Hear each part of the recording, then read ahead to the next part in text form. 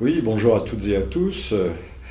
Eh bien, suite et non fin, suite du feuilleton de ce drame, de cette tragédie, il faut même utiliser le mot tragédie, qui a frappé la France, qui a surtout aussi frappé les esprits, parce que des morts, des massacres, pensons au Pendjab, Peshawar, il y a quelques semaines, 141 enfants et adultes tués dans une école.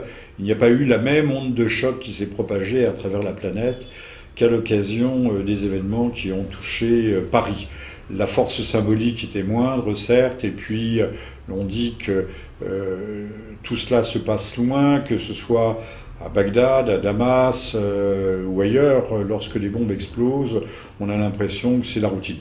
On oublie aussi peut-être un peu trop vite que ces bombes qui explosent, nous en avons été d'une certaine façon de fourrier en détruisant des régimes qui assuraient une stabilité, un ordre social, même au prix de régimes forts, voire de dictatures, mais que cet ordre social assurait la paix et la sécurité des personnes et des biens à tous et à chacun, et que du jour au lendemain, au nom d'une liberté que l'on a voulu exporter par la force, d'une liberté, d'une démocratie, d'un modèle social ou sociétal, nous avons détruit des sociétés et nous les avons jetées durablement dans le chaos.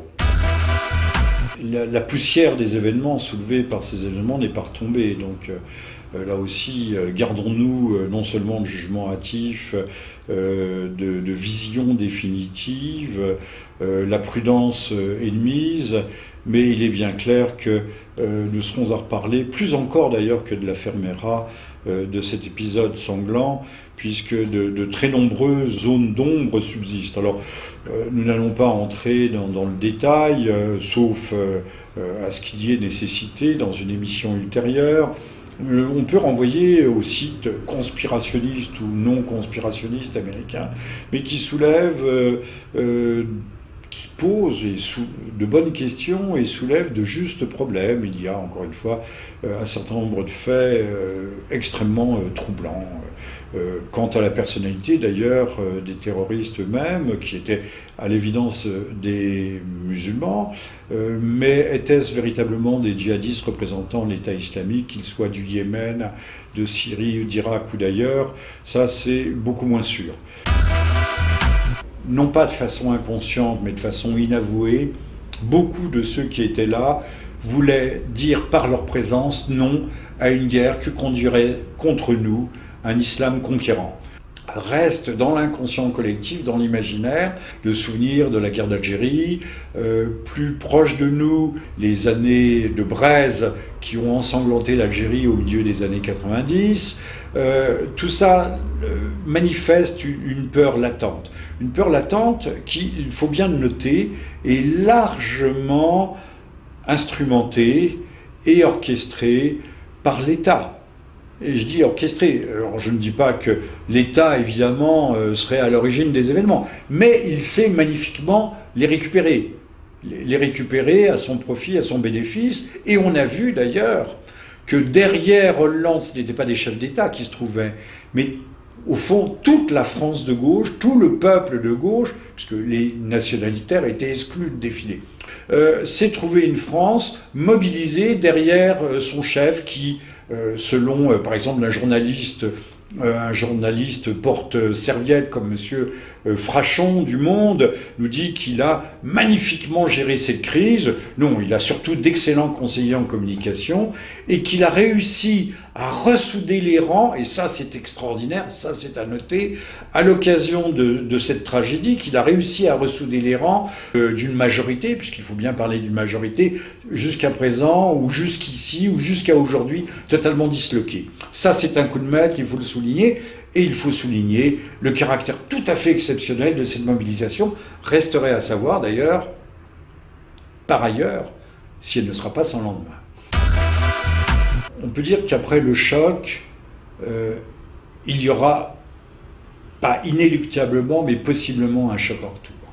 Un choc en retour, parce que après, non pas l'ivresse, mais ni l'euphorie, encore moins l'euphorie, mais après la surexcitation de ces événements, très largement hystérisée d'ailleurs par la presse qui est en boucle, c'était jusqu'à la nausée, il nous repassait les mêmes images, les mêmes commentaires, avec malgré tout d'ailleurs il faudrait noter d'un point de vue technique qu'au fil des heures et au fil des jours, les images se trouvaient modifiées, des visages étaient floutés, des scènes, on créait du mystère, on gommait certains détails qui auraient pu interroger, les vidéos qui étaient en haute définition étaient compressées ou tronquées, ou certaines disparaissaient de la toile. Donc il y a eu tout un travail d'aménagement, de remise en perspective, de remise en scène, de reconstruction de l'événement à des dessins de mobilisation populaire. Là, on a eu à la fois un spectacle consternant de la part des médias dans leur façon de lessiver littéralement les opinions et la cervelle des Français, mais en même temps un travail remarquable de remodelage d'un événement, de reformatage en fonction de certains besoins de communication. Et là, c'est une opération, on peut le dire, quasiment grandiose. Une opération grandiose dont le résultat est tout aussi est à la mesure d'ailleurs de l'intelligence communicationnelle qui a été injectée. Encore une fois, M. Hollande trouve des troupes resserrées. Combien de temps vont-elles être resserrées, ces troupes ?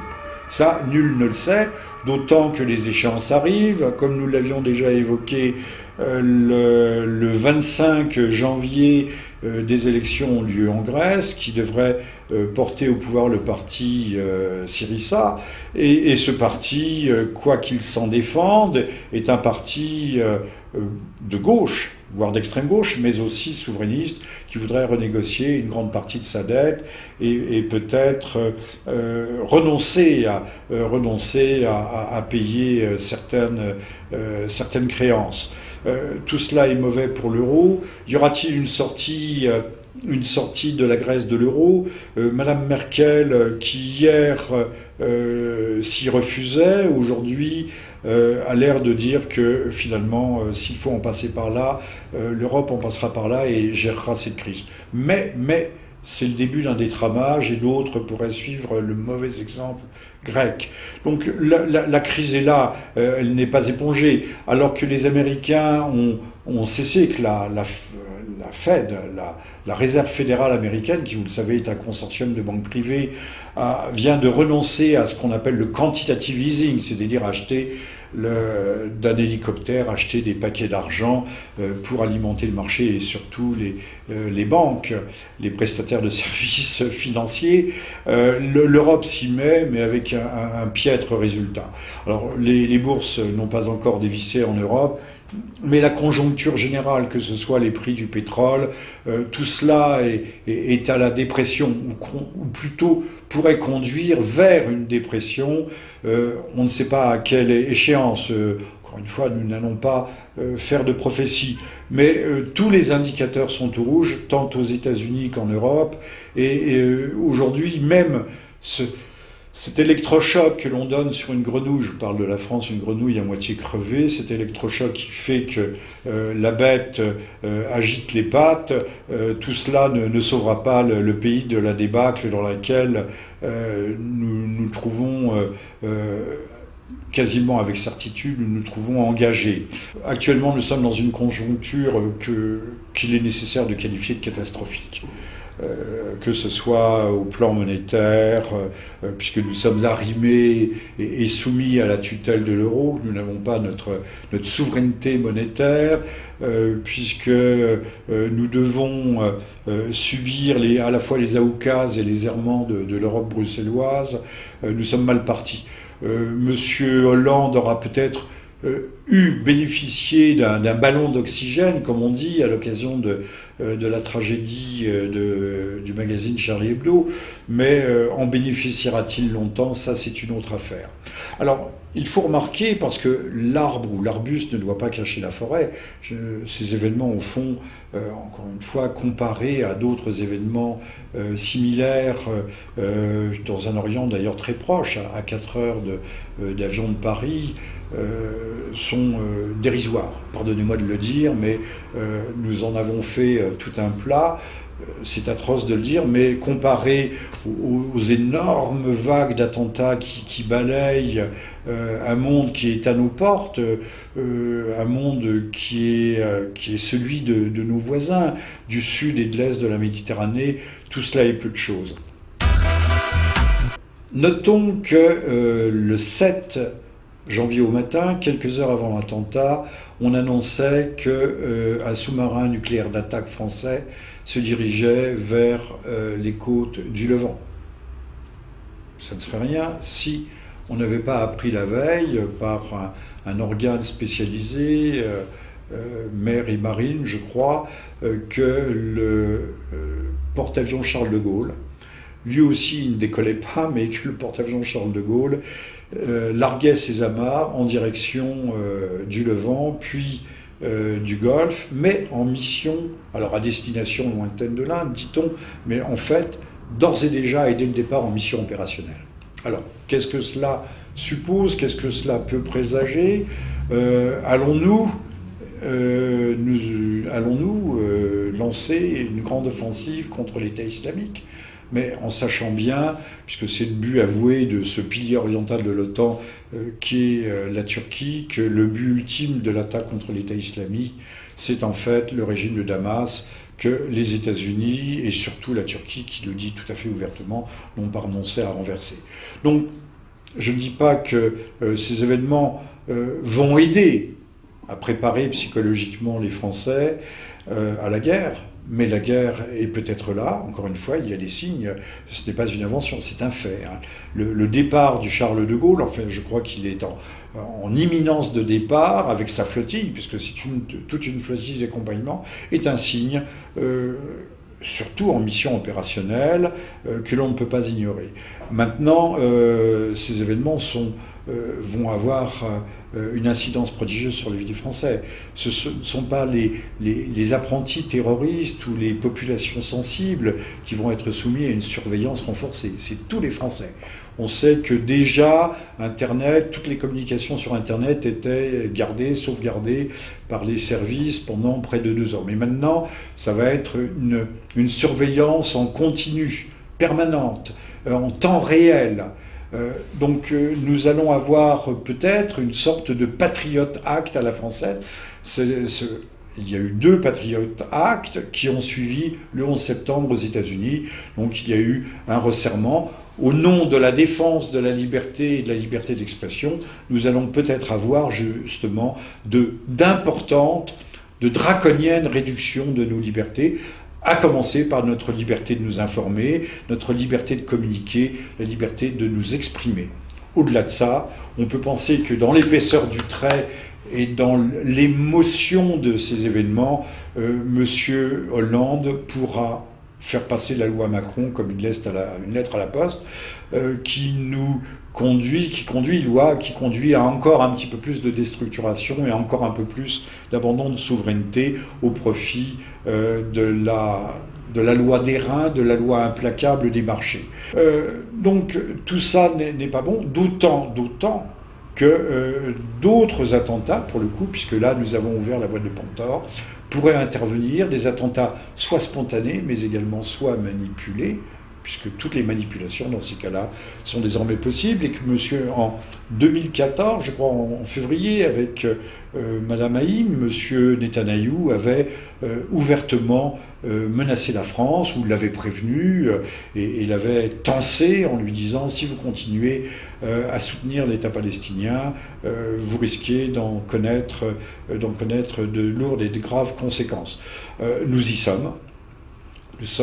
L'État palestinien vient d'être admis, il est entré, monsieur Ban Ki-moon, secrétaire général des Nations Unies, vient d'admettre officiellement le nouvel État ou la nouvelle entité étatique palestinienne à pouvoir rester en justice devant le tribunal pénal international.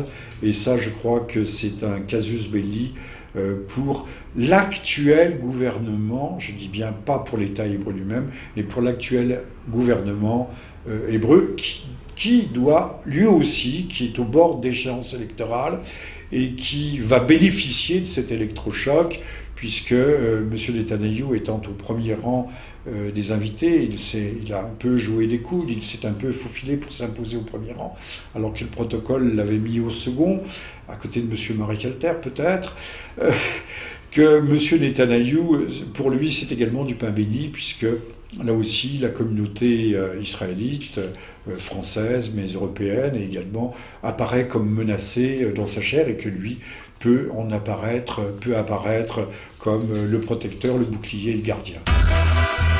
Alors à propos du rassemblement et des chefs d'État, tout le monde a pu constater qu'il y avait au moins 2 criminels de guerre qui étaient au premier rang, de part et d'autre de M. Hollande. Alors Mme Merkel, qui était à la gauche, normalement on met les dames à droite, mais Mme Merkel, qui était à gauche, était suivi un petit peu plus loin par M. Poroshenko, qui a beaucoup de sang, les sangs de ses propres compatriotes du Donbass sur les mains. M. Poroshenko n'est pas un homme particulièrement estimable, l'homme qui est incapable de gérer la ruine absolue de son pays, mais qui continue à acheter des armements, et qui est incapable de négocier un cessez-le-feu durable avec les rebelles, les dissidents, les russophones, qui au départ, je le rappelle, n'étaient pas extraordinairement exigeants, puisqu'ils ne demandaient que la fédéralisation ou la régionalisation, puis la fédéralisation de l'Ukraine pour le respect de leur langue mère qui est le russe. De l'autre côté, à droite, il y a aussi un homme qui s'est un peu poussé du coude, avec ses gardes du corps qu'il tenait extrêmement serrés. Il y avait M. Netanyahou, le visage fermé, d'ailleurs un peu inquiet, et qui n'est venu que parce que son ancien ministre des Affaires étrangères, M. Lieberman, mais qui est aussi son concurrent dans les prochaines législatives, était à Paris. Donc, contre la demande du conseiller diplomatique de M. Hollande, M. Netanyahou s'est imposé à Paris, ce qui montre que M. Netanyahou sait faire preuve à l'occasion d'un certain sans-gêne. Alors, passons sur ces aspects. Alors, il y avait de l'autre côté M. Abbas, qui n'était pas prévu en raison d'une tempête de neige en Palestine. Mais l'Élysée, d'ailleurs, pour se venger de M. Netanyahou, qui a forcé, qui avait mis le pied dans la porte, a fait venir M. Abbas pour rééquilibrer l'ensemble. Donc il ne faut pas, pour ceux qui pourraient croire que c'est Embrassons-nous Folleville, que dans la douleur, la communion dans la tragédie et la condamnation du crime, il y aurait une sorte d'union sacrée qui se fasse entre des frères ennemis. Non, pas du tout. Monsieur Abbas était d'un côté, Monsieur Netanyahou de l'autre, et les deux camps sont en fait, nous le savons, parfaitement et totalement irréconciliables. Alors, il faut noter une chose extrêmement importante. Il n'y avait pas de représentant américain. Monsieur Kerry, 2 jours plus tôt, s'était exprimé en français, puisqu'il parle le français. C'est un cousin de l'écologue, de l'écologiste mondain, M. Brice Lalonde. Donc M. Kerry s'était exprimé en français, mais M. Kerry n'était pas là, alors que le ministre des Affaires étrangères russe y était caché, on ne sait où, mais caché. Aujourd'hui, M. Obama vient de présenter des excuses parce que le département d'État à Washington s'est rendu compte qu'une bévue avait été commune. commise. Mais, alors on a dit que c'était une erreur, non pas de casting, mais que c'était une erreur d'appréciation, qu'on n'avait pas très bien compris, enfin bon, des explications empoulées, confuses et peu crédibles. En réalité, est-ce qu'il faut dire que les Américains ne peuvent pas en aucun cas soutenir Charlie Hebdo? La publication des caricatures de Charlie Hebdo n'a eu lieu dans aucun grand média américain, même peut-être dans aucun. Charlie Hebdo aurait été interdit, condamné en justice, condamné à 30 ans de prison aux États-Unis. Je parle de tous les gens de Charlie. Le blasphème, la loi sur le blasphème n'existe pas, mais on respecte la religion des autres.